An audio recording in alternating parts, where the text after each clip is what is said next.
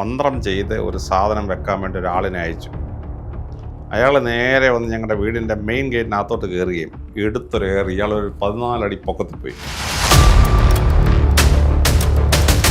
ആ കുട്ടി ഇന്ന് എല്ലാവരും വിളിക്കുന്നത് ശിവയോഗി എന്നാണ്. ഇവനെ അടക്കം ചെയ്തിരിക്കുന്നിടത്ത്, കുട്ടുവിനെ അടക്കം ചെയ്തിരിക്കുന്നിടത്ത് പോയി പ്രാർത്ഥിച്ചാൽ അവർക്ക് കാര്യങ്ങൾ നടക്കുന്നുണ്ട്. അപ്പോൾ എൻ്റെ DYSP ഗോപിനാഥ മേനോൻ പറഞ്ഞു, സാറേ നമുക്ക് ഈ ചത്ത ആളിൻ്റെ ആത്മാവനെന്ന് വിളിച്ചാലും.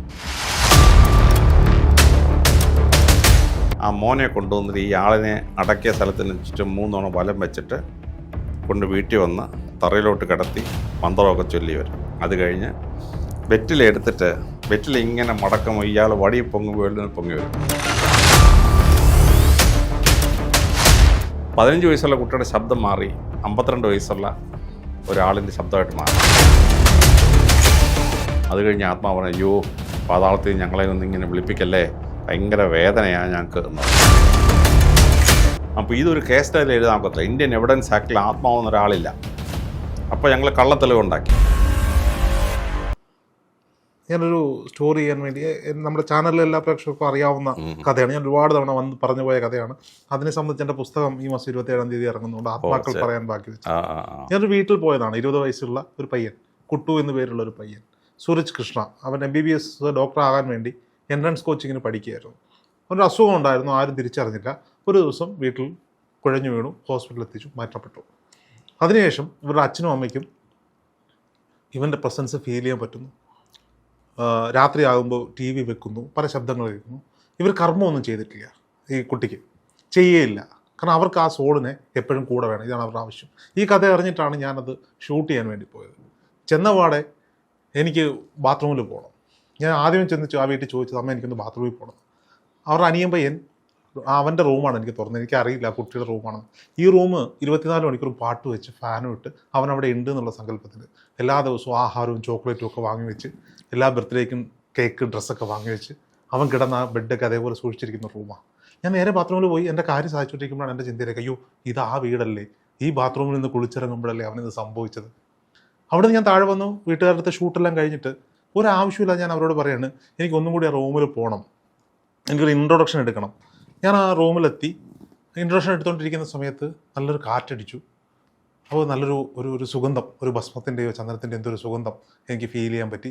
അപ്പോൾ എന്നോ ഞാൻ നമ്മുടെ ജോർജ് മാത്യു സാറിൻ്റെ വീട്ടിൽ പോയ സമയത്ത് അദ്ദേഹം പറഞ്ഞത് പെട്ടെന്ന് എനിക്കൊരു ഓർമ്മ വന്നു. ഈ സോൾ പ്രസൻസ് ഉണ്ടാകുമ്പോൾ അല്ലെങ്കിൽ എനർജി പ്രസൻസ് ഉണ്ടാകുമ്പോൾ സ്മെല്ലിൽ മാറ്റം ഉണ്ടാകുന്ന ഞാൻ കേട്ടിട്ടുണ്ട്. എനിക്ക് പെട്ടെന്ന് എൻ്റെ ശബ്ദമൊക്കെ വിറച്ചു. ഞാൻ കൂടെ നിൽക്കുന്നതിൻ്റെ 2 ക്യാമറമാൻ, ഒരാൾക്കൊരു പ്രശ്നമില്ല, കാരണം പുള്ളി നിരീശ്വരവാദിയാണ്, ഒന്നിലും വിശ്വസിക്കാത്ത ആളാണ്, പുള്ളിക്ക് ഒരു പ്രശ്നമില്ല. പക്ഷെ ബാക്കിൽ നിൽക്കുന്ന ആൾ അന്ന് കാവടി എടുക്കാൻ കാപ്പൊക്കെ കെട്ടി വൃത്തത്തിൽ നിൽക്കുന്ന ആളാണ്. അവന് നിന്ന് ഷിവർ ചെയ്യുക, ഞാനും ഷിവർ ചെയ്യുക. ഞങ്ങൾ അവിടെ നിന്ന് ഇറങ്ങി പോരുന്നൊരു വരവുണ്ട്. പക്ഷെ പിന്നീട് ഈ കുട്ടി എനിക്ക് കാണാനോ സംസാരിക്കാനോ ഒന്നും പറ്റിയിട്ടില്ല. എൻ്റെ ജീവിതത്തിൽ പലപ്പോഴും വന്ന് എന്നെ സ്വാധീനിച്ചിട്ടുണ്ട്. അതാണ് എൻ്റെ പുസ്തകമായി വരുന്നത്. പക്ഷെ ഇന്നത്തെ സാഹചര്യം എന്താണെന്നറിയോ, ആ കുട്ടി ഇന്ന് എല്ലാവരും വിളിക്കുന്നത് ശിവയോഗി എന്നാണ്. ഇവനെ അടക്കം ചെയ്തിരിക്കുന്നിടത്ത്, കുട്ടുവിനെ അടക്കം ചെയ്തിരിക്കുന്നിടത്ത് പോയി പ്രാർത്ഥിച്ചാൽ അവർക്ക് കാര്യങ്ങൾ നടക്കുന്നുണ്ട്. അതെ, ഒരുപാട്. എൻ്റെ വീട് 21 തലമുറ ഓർത്തഡോക്സ് സഭയിലെ പുരോഹിതന്മാരായിരുന്നു. അതിൽ വളരെ വിശുദ്ധനായ ഒരാളുണ്ട്, കൊച്ചോപ്പൻ ഞങ്ങൾ വിളിക്കുന്ന ഒരു പുരോഹിതനാണ്. 1755 to 1835 ജീവിച്ചിരുന്ന ഒരാളാണ്, വളരെ വിശുദ്ധനാണ്. ഞങ്ങളുടെ വീട്ടിൽ ഏതെങ്കിലും ഒരാൾക്ക് ഒരു മെഡിക്കൽ സിറ്റുവേഷൻ ഉണ്ടായാൽ അപ്പോൾ ഞങ്ങളുടെ വീട് മുഴുവൻ പുക നിറയും, കുന്തിരിക്കം പുക നിറയും. പുക നിറഞ്ഞു കഴിഞ്ഞാൽ ഞങ്ങൾ ഉടനെ ഫോണെടുത്ത് ഓരോരുത്തരെ വിളിക്കും, ആരെങ്കിലും ഒരാൾ ആശുപത്രിയിലായിട്ടുണ്ടാവും ആ സമയത്ത്. മനസ്സിലാകുന്നുണ്ട്. അപ്പോൾ ഞങ്ങളുടെ വീട്ടിൽ ഒരു മന്ത്രം ചെയ്ത് ഒരു സാധനം വെക്കാൻ വേണ്ടി ഒരാളിനെ അയച്ചു. അയാൾ നേരെ വന്ന് ഞങ്ങളുടെ വീടിൻ്റെ മെയിൻ ഗേറ്റിനകത്തോട്ട് കയറുകയും എടുത്തൊരേറി ഇയാളൊരു 14 അടി പൊക്കത്തിൽ പോയി. അയ്യോ അയ്യോ എന്ന് ഇയാൾ വിളിച്ചു. അപ്പം താഴെ നാളുകൾ പിടിച്ചു. അയ്യോ ഞാനല്ലേ, എന്നെ വേറെ ആൾ തന്നുവിട്ടാണേ എന്ന് പറഞ്ഞ് ഇവൻ നിലവിളിച്ച്. അപ്പോൾ ഇവനെടുത്ത് കാണിച്ച് ഇത് കുഴിച്ചിടാൻ വേണ്ടി വന്നതാണ്. അപ്പോഴാണ് എന്നെ ഈ ആത്മാവ് വന്ന് എടുത്ത് എറിഞ്ഞത്, ഞാൻ വളരെ പൊക്കത്തിൽ പോയി എന്ന് പറഞ്ഞു. അപ്പോൾ എൻ്റെ ഫാദറിൻ്റെ അനിയൻ്റെ ഭാര്യ, അപ്പോൾ ഈ ആത്മാക്കൾ മരിച്ച അല്ലെങ്കിൽ ഈ പിതാക്കന്മാർ മരിച്ച ആ പ്രാർത്ഥനാമരുടെ മുമ്പിൽ സ്ത്രീകളൊന്നും ഇരിക്കാറില്ല. ഞാനും ചേട്ടനൊക്കെ അവിടെ കിടന്ന് ഉറങ്ങും, പക്ഷേ സ്ത്രീകളിരിക്കാറില്ല.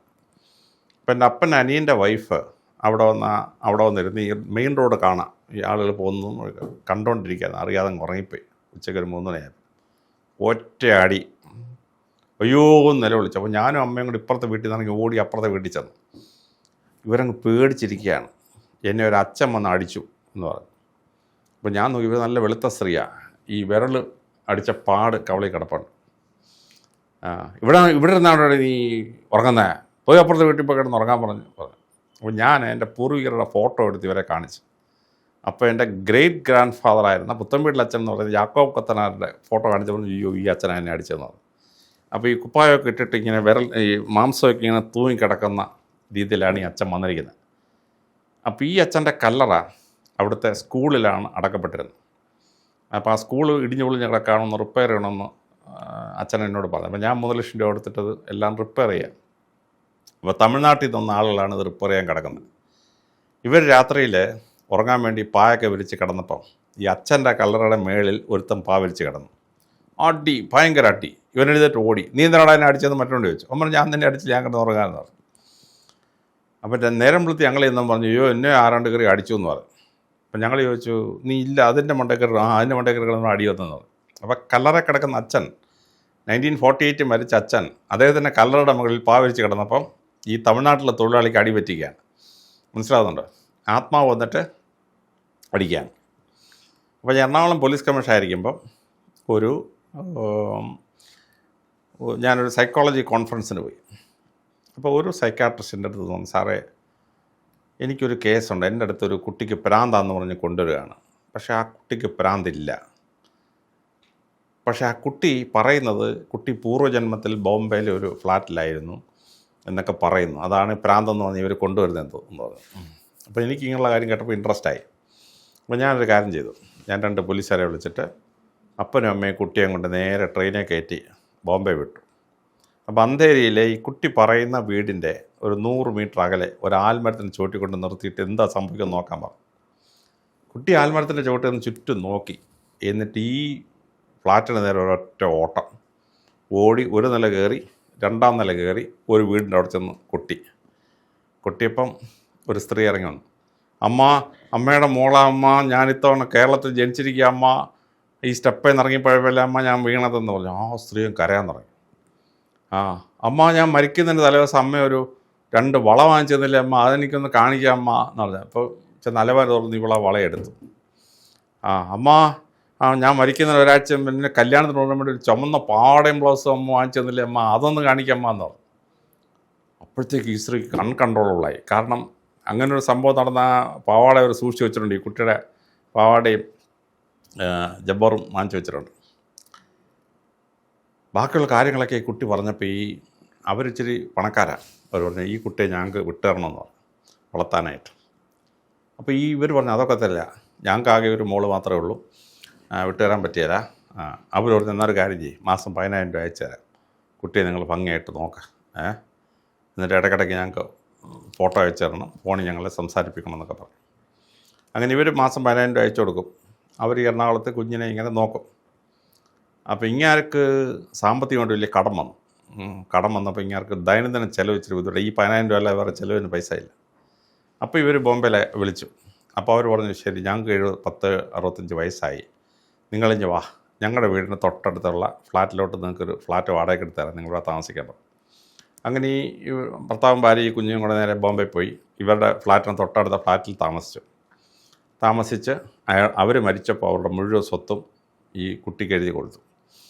അപ്പോൾ ഈ ബിലോ പോർട്ട് ലൈനിൽ കിടന്ന ഈ അപ്പനും അമ്മയും ഈ കുട്ടിയും ലക്ഷാധിപതികളോ കോടിപതികളോ ഒക്കെ ആയി ബോംബെയിൽ. അപ്പോൾ ഞാൻ ഈ കഥ പോലീസ് സർക്കിളിൽ പറഞ്ഞു. അപ്പോൾ അവർക്ക് വലിയ സംശയമായി, അങ്ങനെ ഉണ്ടാവുമോ സംഭവം എന്നൊക്കെ പറഞ്ഞു. അപ്പോൾ ഞാൻ കണ്ണൂർ SP ആയിരിക്കുമ്പം തളിപ്പറമ്പിലെ ഒരു കച്ചവടക്കാരൻ കടയൊക്കെ അടച്ച് വീട്ടോട്ട് വരുന്ന വഴിക്ക് കുത്തിക്കൊല്ലപ്പെട്ടു. ഞങ്ങളൊരു 4-5 ദിവസം തല കുത്തി നിന്നിട്ട് കേസിൽ ഒരു തുമ്പും കിട്ടുന്നില്ല. ഫിംഗർ പ്രിൻ്റില്ല, വേറെ ക്യാമറ ഇല്ല, ഒന്നുമില്ല. അപ്പോൾ എൻ്റെ DYSP ഗോപിനാഥ മേനോൻ പറഞ്ഞു, സാറേ നമുക്ക് ഈ ചത്ത ആളിൻ്റെ ആത്മാവിനൊന്ന് വിളിച്ചാലോ? ഞാൻ പറഞ്ഞു അങ്ങനെ പറ്റുമോ? പറ്റും സാറേ എന്ന് പറഞ്ഞു. അത് കോട്ടയത്തെ മുണ്ടക്കയത്തെ 3 മുസ്ലിംസ് ഉണ്ട്, അവർക്ക് മാത്രമേ ഇതിനെ വിളിക്കാനുള്ള പവറുള്ളെന്ന് പറഞ്ഞു. അവനെ വിളിക്കാൻ പറഞ്ഞു. അങ്ങനെ ഈ കോട്ടയത്ത് നിന്ന് 3 മുസ്ലിംസ് ട്രെയിനിൽ കയറി കണ്ണൂർ വന്നു. കണ്ണൂർ വന്ന് അവരാ വീട്ടിൽ ചെന്നിട്ട് ഈ മരിച്ച ആളിന് ഒരു മോനും ഒരു മോളും ഉണ്ട്. ആ മോനെ കൊണ്ടുവന്നിട്ട് ഈ ആളിനെ അടക്കിയ സ്ഥലത്തിന് ചുറ്റും 3 തവണ വലം വെച്ചിട്ട് കൊണ്ട് വീട്ടിൽ വന്ന് തറയിലോട്ട് കിടത്തി മന്ത്രമൊക്കെ ചൊല്ലി വരും. അത് കഴിഞ്ഞ് വെറ്റിലെടുത്തിട്ട് വെറ്റില ഇങ്ങനെ മടക്കുമ്പോൾ ഇയാൾ വടി പൊങ്ങി വരും. വെറ്റില താപ്പോട്ട് വരുമ്പോൾ ഈ വടി പോകുന്ന പോലെ താഴെ വരും. നമ്മൾ മനുഷ്യശരീരം പൊങ്ങിക്കഴിഞ്ഞാൽ ഒടിഞ്ഞു വളഞ്ഞാലേ കയറി വരുന്നത്, ഇത് വടി വരുന്ന പോലെ കയറി വരും. മന്ത്രം ചൊല്ലിയിട്ട് പറഞ്ഞു. ആത്മാവ് വന്നു. എന്നിട്ട് എന്താ സംഭവിച്ചതെന്ന് ചോദിച്ചു. അപ്പോൾ ഈ 15 വയസ്സുള്ള കുട്ടി സംസാരിക്കാൻ തുടങ്ങി. അപ്പോൾ ഈ വിധവസ്ത്രീ ഓടി വന്നു. അയ്യോ, ഇതെൻ്റെ ഭർത്താവിൻ്റെ ശബ്ദം എന്ന് പറഞ്ഞു. കാര്യം ഈ മരിച്ചാളിൻ്റെ ശബ്ദം ഞങ്ങളാരും കേട്ടിട്ടില്ലല്ലോ. 15 വയസ്സുള്ള കുട്ടിയുടെ ശബ്ദം മാറി 52 വയസ്സുള്ള ഒരാളിൻ്റെ ശബ്ദമായിട്ട് മാറി. ഞാൻ കട അടച്ചു പോയി. എൻ്റെ കയ്യിൽ 9,500 രൂപ ഉണ്ടായിരുന്നു. 2 പേരും കൂടി എന്നെ പിടിച്ച് പൈസ പിടിച്ചവരൊക്കെ നോക്കി, ഞാൻ കൊടുത്തില്ല. അപ്പം എന്നെ കുത്തി താഴെ ഇട്ടു. അതിലൊരാളിനെ എനിക്ക് മനസ്സിലായി, മറ്റേ ആളിനെ എനിക്ക് മനസ്സിലായിട്ടില്ല എന്ന് പറഞ്ഞു. അത് കഴിഞ്ഞ് ആത്മാവ് പറഞ്ഞു, അയ്യോ പാതാളത്തിൽ ഞങ്ങളെ ഒന്നും ഇങ്ങനെ വിളിപ്പിക്കല്ലേ, ഭയങ്കര വേദനയാണ് ഞങ്ങൾക്ക് എന്ന് പറഞ്ഞു. അപ്പം ഈ വിധവസ്ത്രീ പറഞ്ഞു, അയ്യോ കേസ് കളിഞ്ഞില്ലേലും വേണ്ട, എൻ്റെ ഭർത്താവിൻ്റെ ആത്മാവിനെ ഉപദ്രവിക്കരുത്, തിരിച്ചുവിടാൻ പറഞ്ഞു. അപ്പം ഞാൻ പറഞ്ഞു വിട്ടേക്കാൻ പറഞ്ഞു. അങ്ങനെ ആത്മാവ് തിരിച്ച് പോയി കഴിഞ്ഞപ്പോൾ ഈ കുട്ടി എഴുന്നേറ്റപ്പോൾ പഴയ ശബ്ദം, 15 വയസ്സുള്ള കുട്ടിയുടെ ശബ്ദം. ആളെ കിട്ടി, പ്രതിയെ കിട്ടി. അപ്പോൾ രാത്രി തന്നെ അറസ്റ്റ് ചെയ്യാൻ പറഞ്ഞു. അത് തെളിവില്ലാതിരിക്കുകയല്ലേ, ഇയാൾ വീട്ടിൽ കിടന്ന് ഉറങ്ങാണ്. പേര് പറഞ്ഞവനെ ഞങ്ങൾ പൊക്കി കൊണ്ടുവന്നിട്ട് അവനെ ക്വസ്റ്റ്യൻ ചെയ്തപ്പോൾ മറ്റവൻ്റെ പേര് പറഞ്ഞു. 2. അപ്പോൾ ആത്മാവ് വന്നതാണോ അതോ ഈ കുട്ടിയുടെ മനസ്സിൽ എൻ്റെ അപ്പനെ കൊല്ലാൻ സാധ്യതയില്ല അവനാണെന്ന സംശയത്തിൽ കുട്ടി അല്ലെ ഒരു സൈക്കോ അനാലിറ്റിക്കൽ മെത്തേഡിൽ പറഞ്ഞതാണോ നമുക്കറിഞ്ഞൂടാ. അപ്പോൾ നുമാദത്തൻ എന്ന് പറയുന്ന പ്രസിദ്ധനായ ഫോറൻസിക് സയൻസ് എക്സ്പേർട്ടുണ്ട്. ഞാൻ അദ്ദേഹത്തോട് പറഞ്ഞു, നമ്മൾ പഠിച്ച സയൻസ് അനുസരിച്ച് ഈ ആത്മാവിനെ ഒന്നും വിളിക്കാൻ പറ്റിയില്ല. പക്ഷേ ഈ കേസിൽ ആത്മാവ് ഒന്നാണ് കേസ് തെളിയിച്ചത്. ആയതിനാൽ നമുക്കിതൊരു അടുത്തൊരു കേസിൽ പരിശോധിക്കാമെന്ന് പറഞ്ഞു. അങ്ങനെ ആലപ്പുഴ കള്ളുഷാപ്പിൽ കള്ളുകൂടി കഴിഞ്ഞിട്ട് വന്ന കത്തിക്കുത്തൊരാൾ കൊല്ലപ്പെട്ടിരുന്നു. അപ്പോൾ ഈ കള്ളുകൂടിമാർ ഒരെണ്ണം സത്യം പറയത്തില്ല. 5-8 എണ്ണത്തെ ഞങ്ങൾ പിടിച്ചു നോക്കി, ഒരു രക്ഷയില്ല. ഈ കേസ് ഞങ്ങൾ ആത്മാവിനെ വിളിച്ചു വരുത്തി ആത്മാവ് പറഞ്ഞു, അയ്യോ ഞാൻ കള്ളു കുടിച്ച് എനിക്ക് പകുതി ബോധത്തിലിരിക്കാൻ ഒന്നും ഓർമ്മയില്ല എന്ന് ഈ ആത്മാവ് പറഞ്ഞു. അപ്പോൾ പിന്നെ കേസ് തുപ്പില്ലല്ലോ. ഈ ആത്മാവിൻ്റെ ആൾ കള്ളു കുടിച്ച് ബോധമില്ലായിരിക്കുമ്പോഴാണ് ഈ സംഭവം നടന്നതെന്ന് അവനെ ഒന്നും അറിഞ്ഞൂടാ. തിരുവനന്തപുരത്തൊരു കേസ് ഞങ്ങൾ വീണ്ടും ഇത് അപ്ലൈ ചെയ്തു. അപ്പോൾ എല്ലാ കേസിലും ഇത് നടക്കുന്നില്ല, പക്ഷേ ചില കേസിൽ നടക്കും. പക്ഷേ ഈ സാധാരണ ഈ പുനർജന്മം ഏതാനും വർഷം കഴിഞ്ഞ് സംഭവിക്കുമെന്നാണ് നമ്മൾ ധരിച്ചു വെച്ചിരുന്നത്. പക്ഷേ ഓം സെട്ടിയുടെ കേസിൽ അങ്ങനെയല്ല എന്ന് കണ്ടെത്തി. ഇംഗ്ലണ്ടിലെ ഒരു കുട്ടി സ്റ്റെപ്പ് കയറി മേപ്പോട്ട് പോകുമ്പോൾ 2ാം നിലയിൽ താഴെ വീണങ്ങ് അബോധാവസ്ഥയിലായി. കുട്ടിക്ക് 46 ദിവസം കഴിഞ്ഞപ്പോൾ ബോധം വീണപ്പോൾ ഈ കുട്ടി പറഞ്ഞു, ഞാൻ ഇവിടുത്തുകാരനല്ല, ഇവിടുത്തെ കാര്യമല്ല, ഞാൻ ജനിച്ചത് ഈജിപ്തിലാണ്, രാമസേസ് രാജാവിൻ്റെ കാമുകിയായിരുന്നു ഞാൻ എന്നൊക്കെ പറഞ്ഞു. അപ്പോൾ ഇംഗ്ലണ്ടിലുള്ളവർ പറഞ്ഞ് കുട്ടിക്ക് വട്ടായിപ്പോയി, തലക്കേറ്റ ആഘാതത്തിൽ ഈ കുട്ടിക്ക് ബ്രെയിൻ കൺട്രോൾ പോയി എന്നൊക്കെ പറഞ്ഞു. കുട്ടിയെ ട്രീറ്റ് ചെയ്തു. പക്ഷേ കുട്ടിക്ക് 17 വയസ്സായപ്പോൾ കുട്ടി പറഞ്ഞു എന്നെ ഈജിപ്തിൽ കൊണ്ടുപോകണമെന്ന് പറഞ്ഞു. അങ്ങനെ അപ്പനും അമ്മയും നേരെ ഈജിപ്തിൽ കൊണ്ടുപോയി. ഈ രാംസേസ് രാജാവിൻ്റെ ലക്സറിലെ കൊട്ടാരത്തിൻ്റെ അടുത്ത് കൊണ്ടുപോയി. അപ്പോൾ ഈ കുട്ടി പറഞ്ഞു, അയ്യോ ഈ ഗ്രൗണ്ടിനകത്ത് അവിടെ ഇങ്ങനെ ഒരു പടിയൊക്കെ ഉണ്ടായിരുന്നുള്ളത് കാണുന്നില്ലല്ലോ എന്ന് പറഞ്ഞു. അപ്പോൾ ഈജിപ്റ്റോളജിസ്റ്റിൽ വന്നിട്ട് ആ മണ്ണ് മാറ്റിയപ്പോൾ ഈ പെൺകുട്ടി പറയുന്ന പോലെ പടിയും ബൗണ്ടറിയൊക്കെ ഇട്ടിട്ടുണ്ട്. അപ്പോൾ ഈ കുട്ടി പറഞ്ഞു, ഈ വടക്ക് വശത്തൊരു 7 സ്റ്റെപ്പ് ഉണ്ടായിരുന്നത്, അതിന് 3ാം സ്റ്റെപ്പ് ഇരിക്കുമ്പോൾ രാജാവിനെ കിസ് ചെയ്യുന്നതെന്ന് പറഞ്ഞു. അപ്പോൾ ഇവർ ആ സ്റ്റെപ്പിൻ്റെ അവിടെ മണ്ണ് മാറ്റിയപ്പോൾ 7 സ്റ്റെപ്പുണ്ട്. ഈ പെൺകുട്ടി പറയുന്ന പോലുള്ള സ്റ്റെപ്പ് അവിടെ പണ്ടുണ്ടായിരുന്നു. അപ്പോൾ ഈജിപ്തിലെ ഹീറോഗ്ലിഫിക്സ് വായിച്ചപ്പോൾ 7 അക്ഷരം വായിക്കാൻ പറ്റിയിട്ടില്ല. ഈ റോസറ്റ സ്റ്റോണിലെ ഇത് വെച്ചിട്ട് 7 അക്ഷരം വെച്ച് ബാക്കി മുഴുവൻ വായിച്ചു. അപ്പോൾ അവർ കൊണ്ടുവന്ന് ഈ ഹീറോഗ്ലിഫിക്സ് വായിച്ചു, ഈ 7 അക്ഷരം വായിക്കാം ഇന്ന അക്ഷരമാണെന്ന് പറഞ്ഞു. അപ്പോൾ മനസ്സിലായി ഇത് പുനർജന്മമാണ്. പക്ഷേ 3200 കൊല്ലത്തിന് മുമ്പ് ജീവിച്ചിരുന്ന ഒരു ആത്മാവ് 3200 വർഷത്തിന് ശേഷം എങ്ങനെ പുനർജനിക്കും? ഇനി ഈ ആക്സിഡൻറ്റ് കഴിഞ്ഞപ്പോൾ ഒന്ന് കയറിയതാണോ ശരീരത്തിൽ, അതോ റിയൽ ആത്മാവ് പുനർജന്മമാണോ? നോർമൽ ഒരു കുട്ടി ജനിച്ചിട്ട് ഈ തലയ്ക്ക് ആഘാതം കിട്ടിക്കഴിഞ്ഞപ്പോൾ കോമ സ്റ്റേജിൽ ആത്മാവ് ശരീരത്തിൽ കയറിയതാണോ, അതോ ജന്മനാ ഈ കുട്ടി പുനർജന്മമാണോ എന്ന് ചോദിച്ചാൽ നമുക്ക് ഉത്തരവില്ല. അപ്പോൾ ഈ സ്ത്രീ 1986 മരിക്കുന്നതിന് മുമ്പ് ഓം സെട്ടി എന്നൊരു പുസ്തകം എഴുതി. ഉഗ്രം ബുക്കാണ്. ഓം സെട്ടി, OMSETI. അപ്പോൾ നോർമൽ പുനർജന്മം ഒരു 50-100 വർഷത്തിനകമുള്ളതാണ് നമ്മൾ കണ്ടിട്ടുള്ളതെല്ലാം.